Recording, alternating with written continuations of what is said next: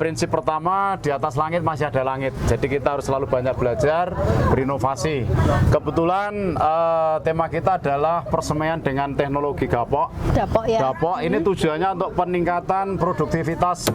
Nah, dengan sistem gapok ini bisa ditanam dengan dua cara, Bu Mita. Satu, dengan menggunakan mesin transplanter. Oke, mesin tanam ya. Mesin tanam. Mesin Ya, tanam. yang kedua Ya. bisa dengan metode kembali lagi dengan melibatkan ibu-ibu atau bapak-bapak dengan sistem garis atau garit. Apapun bisa dengan menggunakan jarak 23. Teman-teman petani sama mohon maaf teman penyuluh, perhatikan ketika ini posisi udah fresh seperti ini, cara mengamankan adalah ini dulu. Nah, ini untuk memisahkan garis pinggir.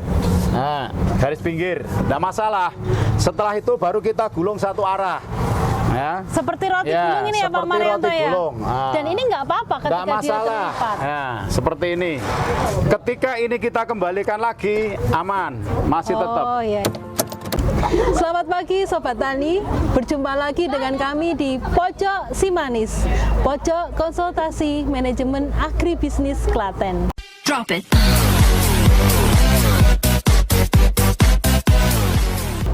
Dan pagi hari ini Simanis narasumber kita adalah seorang Ketua KTNA Kabupaten Klaten.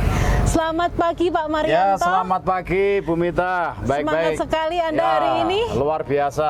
Kita tetap semangat. Seperti DKPP ya Pak? Ya, luar biasa. Baik, tema kita pada pagi hari ini adalah mengenai persemaian dengan dapok seperti yang kita lihat di depan kita ini. Nah, mungkin ada beberapa yang sudah mengenal, terutama untuk para petani di Klaten. Sepertinya ini bukan hal baru, karena ini sudah berjalan beberapa tahun. Tetapi mungkin bagi kalangan di luar pertanian mungkin masih bertanya-tanya, ini sebenarnya persemaian apa ini Pak Marianto ini? Oke. Ya, baik Mbak Mita, saya awali dulu. Selamat pagi semuanya, teman-teman petani dan teman-teman penyuluh yang ada di Kabupaten Klaten. Prinsip pertama, di atas langit masih ada langit. Jadi kita harus selalu banyak belajar, berinovasi. Kebetulan tema kita adalah persemaian dengan teknologi gapok. Dapok ya. Gapok ini tujuannya untuk peningkatan produktivitas tanaman padi. Kita setback ke belakang sebentar. Kalau dulu petani kita adalah penyebaran persemaian Mbak Mita itu di sawah. Secara tradisional ya. Secara tradisional dan itu perlu tempat, perlu air, perlu pengawasan. Bahkan tidak menutup kemungkinan bisa keserang hama tikus. Itu salah satu kelemahannya. Kelemahan yang kedua, mereka harus cabut. Cabut kalau tidak benar, ini nanti bisa putus akar. Sehingga ketika diaplikasi ke tanaman, khawatir itu nanti tidak tumbuh.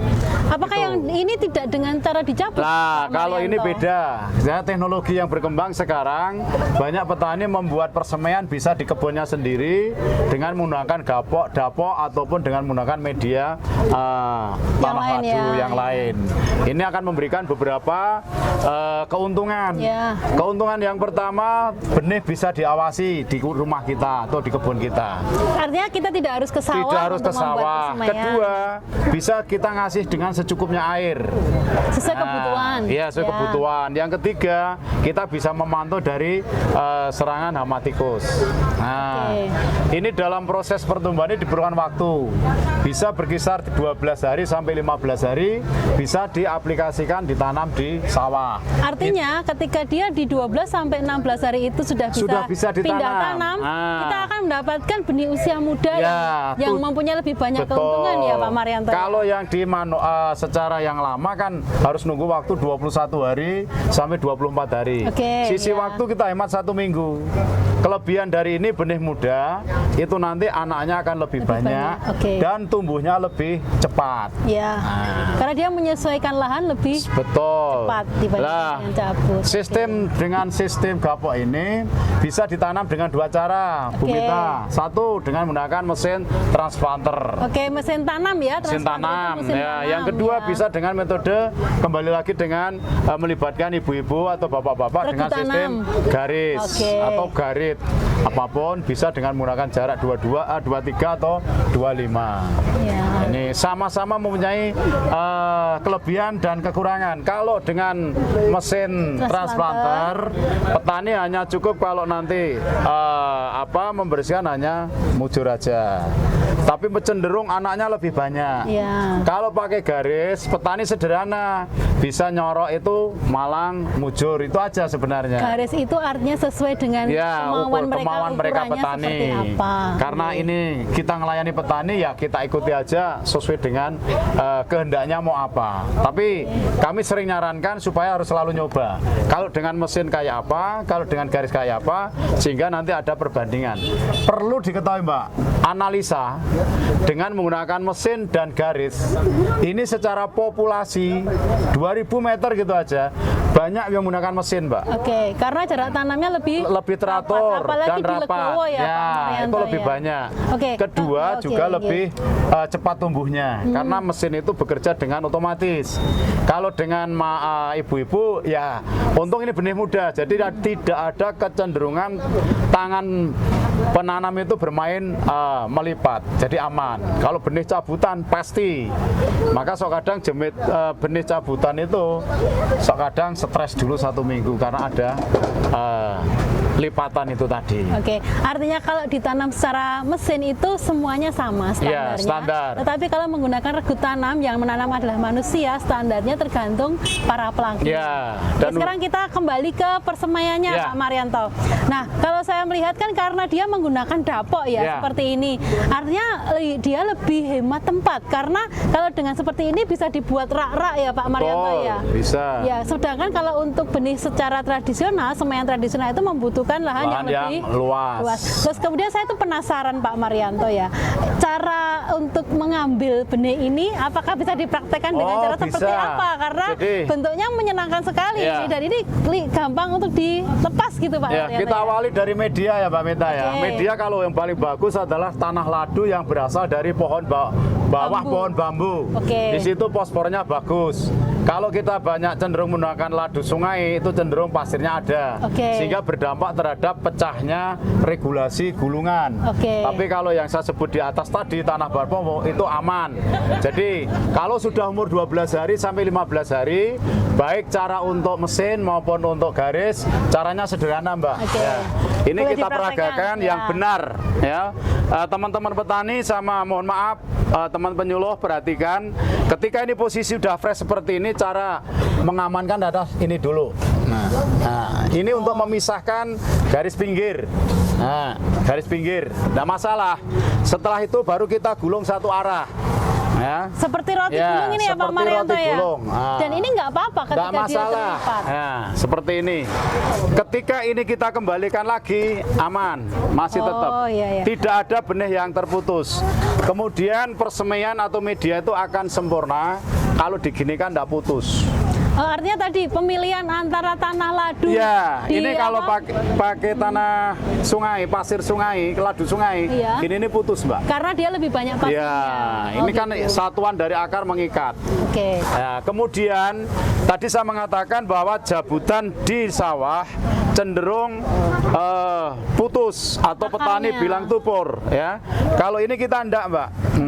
Karena nanti tanamnya kalau pakai tangan ya. Langsung ambil 3-4, nah sudah hafal petani. Tidak ada mungkin akan putus. Nah. Sedangkan kalau yang untuk cabut dia mengalami stres ya karena diambil dari medianya. Karena apa? Cenderung tanah itu tidak lunak, bisa keras. Tapi kalau sudah seperti ini, nanti otomatis akan enak ditanam. Nah, ini adalah satu kelebihan metode ini dan tanamnya akan lebih cepat walaupun ini sama-sama manual garis dengan orang lama pakai bambu blak lebih cepat ini Mbak. Ya, ini 2000 meter, ini taruhlah 3 jam selesai tidak nyampe. Karena tanam dengan sistem transplanter atau dengan garit itu sama-sama maju ya nanamnya. Bukan lagi tandur maju. Bedanya kalau mesin kita tetap maju. Tapi kalau untuk garis bebas Mbak. Mau maju, mau miring, mau ke belakang boleh. Yang penting di titik perempatan kita kasih tanaman. Itu sistem. Baik, terima kasih Pak Marianto. Pembicaraan kita menarik sekali ya mengenai persemaian benih kali ini ya. Karena ini bukan hal baru bagi petani, tetapi mungkin bagi orang-orang yang lain ini adalah sesuatu yang menarik karena sekarang banyak juga dimanfaatkan untuk hiasan di beberapa tempat gitu. Baik, tadi kita sudah mengulas bagaimana perbedaan antara persemaian dengan dapok dengan persemaian secara tradisional, kemudian juga mengenai keuntungannya seperti apa, dan kita menyimpulkan bahwa persemaian menggunakan dapok ini memiliki keuntungan lebih banyak dibandingkan juga dengan secara ekonomi. Secara ekonomi juga ada satu perbedaan, ya, Mbak Ana. Analisanya taruhlah kita ambil 2000 meter ya. Kalau kita masih seperti yang lama, itu selisihnya per 2000 meter sudah sekitar 300.000. Sekarang uang 300.000 petani bisa dipakai untuk beli pupuk. Itu satu. Yang kedua, secara analisis panen, ini akan memberikan dampak kenaikan produksi setiap 2000 meter 2-3 kintal gabah kering panen. Karena anakan lebih banyak tadi. Iya, karena anakan untuk dapat persemaian ini rata-rata anakan pasti di atas 30. Untuk mencari di bawah 20 sulit. Itu kelebihannya dengan benih muda. Ya. Baik, Pak Marianto, terima kasih atas pertemuan kita di Pojok Simanis pagi hari ini. Semoga memberikan manfaat kepada para petani dan juga untuk kita semua pelaku usaha tani. Sampai jumpa di Pojok Simanis selanjutnya. Salam Sobat Tani. Terima kasih.